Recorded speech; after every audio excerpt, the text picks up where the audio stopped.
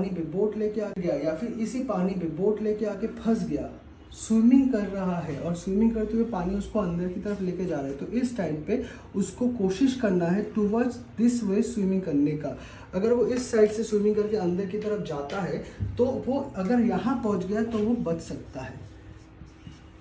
ठीक है, तो बोट लेके या फिर आप गलती से भी अगर देख ले वो खड़ा हो सकता है। अब इसको रेस्क्यू करने के लिए आप बोट लेके जाने से कहीं अच्छा है, अगर डैम के ऊपर का हिस्सा आपको मिल रहा है तो यहाँ से एक रोप लगाइए और आप रोप रेस्क्यू करके इस विक्टिम को रेस्क्यू कीजिए। जाते हो तो ये चैनल आप फॉलो करते हुए बोट का नोज को यहाँ पे लाके लगाओगे और बोट को डायरेक्टली यहाँ से उसको चढ़ाने के बाद बैक गियर में ही आप इस मिड स्ट्रीम चैनल तक पहुंचोगे।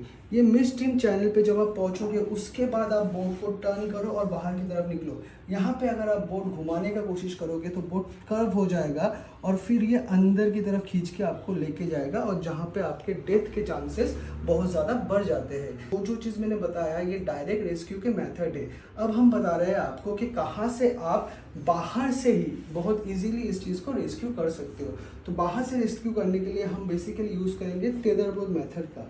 तो क्या करना है, बोट जब आप पानी पे उतारोगे, बोट में इंजन नहीं रखिए, आप बोट को पानी में उतारने के बाद 2 चैनल बनाइए रोप से। ये रोप जितना लंबा, अगर 2 किनारा आपको मिल रहा है तो जितना लंबा ये है, यहाँ पे आपको रोप लॉन्चर का इस्तेमाल करना चाहिए ताकि एक कॉर्नर से दूसरे कॉर्नर पे आप रोप को भेज सको। और ये जितना लंबा यहाँ पे रोप आपने रखा है, सिमिलर रोप आपको यहाँ पे रखना है। मतलब आप यहाँ से रोप लॉन्चर से एक किनारा यहाँ पे भेज दिया और लगभग सिमिलर टाइप का रोप आपके यहाँ पे, उससे भी ज़्यादा आपके यहाँ पे मौजूद रहना चाहिए।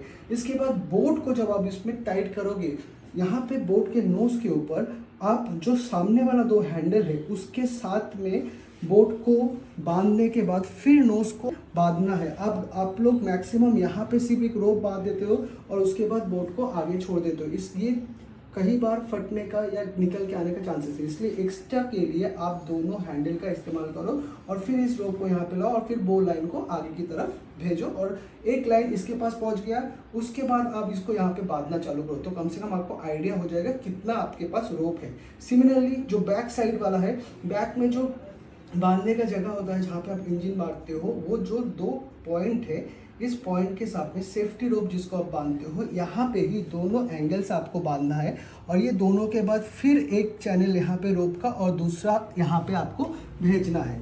जैसे आपका ये सेट हो गया, बोर्ड आपका इस लेवल पे रहेगा। यहाँ पे 2 रेस्क्यूअर को आप उतार सकते हो और उसके बाद आप इसको आगे लेके जाओ, धीरे धीरे इसको मिड स्ट्रीम की तरफ लेके जाओ और जहाँ से ये अंदर की तरफ गया उसके बाद आपको जहाँ पे उसको मूव करना है, तो ये दोनों और ये दोनों, इनका मूवमेंट होगा, बोट का कोई मूवमेंट नहीं है।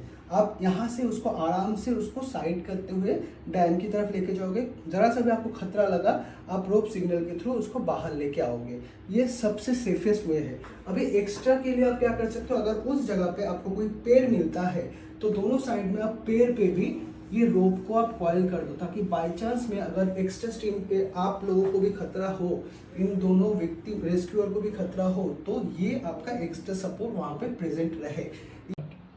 अभी मान लीजिए आपके पास एक ही साइड अवेलेबल है, आप दूसरे साइड पे पहुँच नहीं पा रहे हो, तो वन साइडेड जब रेस्क्यू होगा तो सिमिलरली आप यहाँ पे 2 आदमी को खड़ा करके रखे हो और बोट के नोज के साथ में जो रस्सी है, ये 2 आदमी के साथ साथ यहाँ पे और 2 आदमी होगा। इसको तिरछा करके रखिए ताकि बोट अगर घूमेगा तो भी आप इसको संभालने के लिए 2 आदमी के हाथ में रस्सी रहे। तो सिमिलरली 2 आदमी के साथ में बोट कभी आप मत छोड़िए। यहाँ पे ये सिर्फ नोज इनके हाथ में दीजिए, मेन बोट का नोज वाला रस्सी इनके हाथ में होगा ताकि बोट पूरा बैलेंस रहे और फिर बोट को आगे लेके जाइए। इंजन के साथ में या इंजन के बाद में भी हो, आपका ये सेफ्टी रोप रहना ही चाहिए और पैर के साथ में इसका सब। अगर इसी पानी पे अगर आपके पास रेस्क्यू करना है तो सबसे इम्पोर्टेंट बात है कि आप यहाँ पे अगर किसी को पानी पे उतारोगे तो वो डायरेक्ट नहीं जाएगा, रोप को भी बांधना होगा, तो कम से कम आप बो लाइन देके ही पानी में उतारिए। हर तरह के रोप नॉट का इस्तेमाल आप यहाँ पे नहीं कर सकते, बो लाइन दीजिए। उसके बाद 2 रेस्क्यूअर है, दोनों रेस्क्यूअर मिलके उसको सपोर्ट करेंगे और फिर जब वो पानी के अंदर जाएगा वो धीरे धीरे मिड स्ट्रीम चैनल से आगे जाने की कोशिश करेगा। मिड स्ट्रीम चैनल को अगर आपको समझ में नहीं आ रहा है, इस पानी में अगर आपको उसको उतार दोगे तो वो बाहर की तरफ बह जाएगा। इस चीज़ का भी ध्यान रखिए कि मिड स्ट्रीम चैनल वहाँ पे है या नहीं नहीं है तो ही आप किसी को रेस्क्यू करने के लिए पानी में उतारिए। अब वो उतरने के बाद जैसे ही वो अंदर की तरफ मूव कर रहा है, अगर उसको थोड़ा सा भी खतरा फील हो तो तुरंत आप उसको वापस ले लीजिए। यहाँ पे एक चीज़ आप समझिए, अगर वो लाइन गलती से भी गलत बंध गया तो पेट में वो रस्सी इतना टाइट फंस जाएगा कि उसकी वजह से भी रेस्क्यूअर की डेथ हो सकती है। बहुत सारे जगहों पे मैंने देखा कि इसके ऊपर से पानी बह के आ रहा है और इसके अंदर बोट लेके जाके भी उनकी डेथ हो गई।